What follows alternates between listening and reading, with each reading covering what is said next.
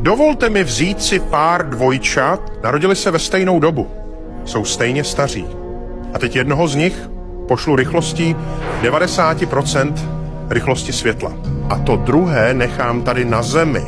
Takže se můžeme zeptat, jak se jejich stárnutí porovnává? Dobře.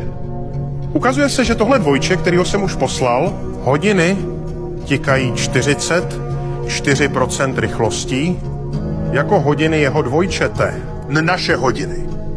Zde na Zemi. Takže toto dvojče stárně pomalej než toto. To je 90% rychlosti světla. Pojďme to trochu zvýšit. Co takhle? 99% rychlosti světla. Nyní hodiny tikají pouze na 14% rychlosti, než jak je to zde na Zemi. Co takhle? 99,9%? Přibližujeme se stále více a více ke rychlosti světla. A při této rychlosti hodiny tikají jen 4,5%. Tak rychle. Takže, co to znamená?